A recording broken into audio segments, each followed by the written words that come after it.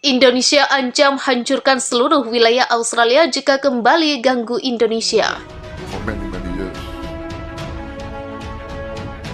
The Second World War resulted in a new spurt of independence movements, but these independence movements, the fight against imperialism and colonialism has been going on for many hundreds of years. We are the most affected by big power competition. Therefore, in our experience, during the last 40 to 50 years, we have come to our own, the Asian way of resolving these challenges. We have decided that our common experience of being dominated, of being enslaved, of being exploited, forces us now to strive to create a peaceful environment, an environment of friendship. We have our differences. We have competing territorial claims. Even now, we have territorial differences. We understand the competing rivalry between the established world power and the rising world power. But for Asia, China has always been a great power for thousands of years. Therefore, we still are optimistic. We respect the United States. The United States actually has proven to be an anti-colonial power. First, Indonesia also will adopt the framework for negotiation of the enlightenment agreed by the countries. Our technical team has started negotiation.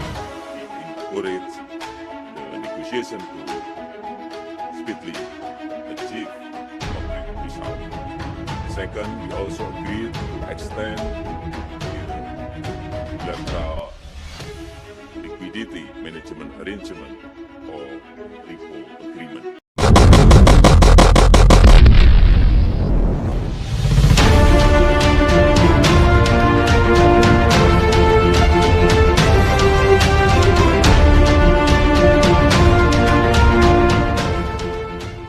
Televisi Indonesia menayangkan ancaman terbaru di tengah konflik bersenjata dengan Malaysia.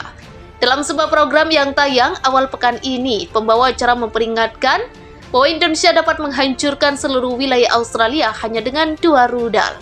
Karena baru-baru ini Australia kembali rencanakan serangan di saat Indonesia sedang sibuk perang dengan Malaysia. Sebuah cuplikan dari acara propaganda di stasiun televisi, Menteri Pertahanan Prabowo Subianto membanggakan kekuatan militer Indonesia dan berbincang dengan pembawa acara. Prabowo mengklaim bahwa 2 rudal Sarmat Satan 2 yang dipasok Rusia akan menghancurkan keseluruhan wilayah timur Australia. Sebelum menambahkan bahwa Indonesia juga hanya akan membutuhkan 2 rudal untuk wilayah barat. 4 rudal dan tidak akan ada yang tersisa. Mereka pikir awan jamur akan lebih tinggi dari gedung di Australia. Awan jamur itu akan terlihat dari Indonesia, kata Prabowo sebagaimana dilansir dari The Sun. RS-28 Sarmat adalah rudal balistik antar benua atau ICBM yang dipasang Rusia dengan panjang lebih dari 35 meter dan bobot 208 ton. Rudal yang dikenal dengan julukan Satan 2 itu mampu menyerang target hingga jarak 18.000 km. Rudal berkemampuan nuklir itu dapat membawa 15 hulu ledak dan dapat melenyapkan area seluas satu negara dengan satu ledakan. Pejabat Indonesia mengklaim militer Indonesia dapat memiliki sebanyak 50 rudal Sarmat di gudang senjata mereka, dan bahkan mengancam akan menggunakannya untuk menenggelamkan Australia dalam tsunami radioaktif. Masing-masing dari 15 hulu ledak nuklir rudal Sarmat 100 kali lebih kuat daripada bom nuklir yang dijatuhkan di Hiroshima pada Perang Dunia II. Presiden Indonesia Joko Widodo juga mengatakan bahwa rudal tersebut dapat menembus semua pertahanan anti-rudal modern. Menteri Pertahanan Prabowo Subianto membanggakan kekuatan militer Indonesia dan berbincang dengan pembawa acara. Prabowo mengklaim bahwa 2 rudal Sarmat Satan 2 yang dipasok Rusia akan menghancurkan keseluruhan wilayah timur Australia. Sebelum menambahkan bahwa Indonesia juga hanya akan membutuhkan 2 rudal untuk wilayah barat. 4 rudal dan tidak akan ada yang tersisa. Mereka pikir awan jamur akan lebih tinggi dari gedung di Australia. Awan jamur itu akan terlihat dari Indonesia, kata Prabowo sebagaimana dilansir dari The Sun. RS-28 Sarmat adalah rudal balistik antar benua atau ICBM yang dipasang Rusia dengan panjang lebih dari 35 meter dan bobot 208 ton. Rudal yang dikenal dengan julukan Satan 2 itu mampu menyerang target hingga jarak 18.000 km. Rudal berkemampuan nuklir itu dapat membawa 15 hulu ledak dan dapat melenyapkan area seluas satu negara dengan satu ledakan. Pejabat Indonesia mengklaim militer Indonesia dapat memiliki sebanyak 50 rudal Sarmat di gudang senjata mereka, dan bahkan mengancam akan menggunakannya untuk menenggelamkan Australia dalam tsunami radioaktif. Masing-masing dari 15 hulu ledak nuklir rudal Sarmat 100 kali lebih kuat daripada bom nuklir yang dijatuhkan di Hiroshima pada Perang Dunia II.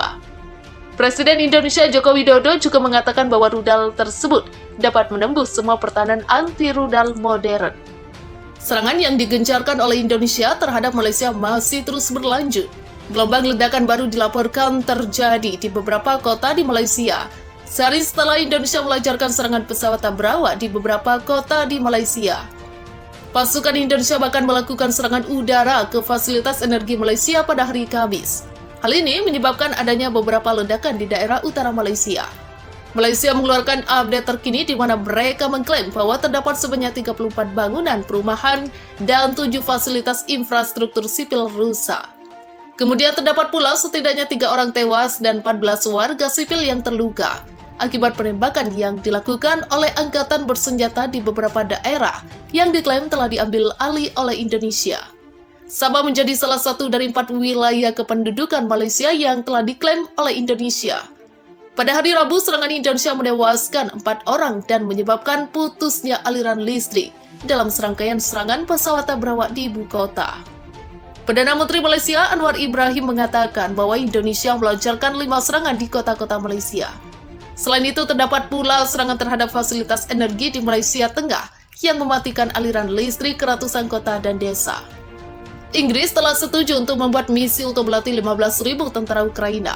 Hal ini akan memberikan tambahan sekitar 500 juta euro untuk membantu membeli senjata. Pertemuan Menteri Luar Negeri Uni Inggris berhasil menyetujui misi pelatihan selama 2 tahun.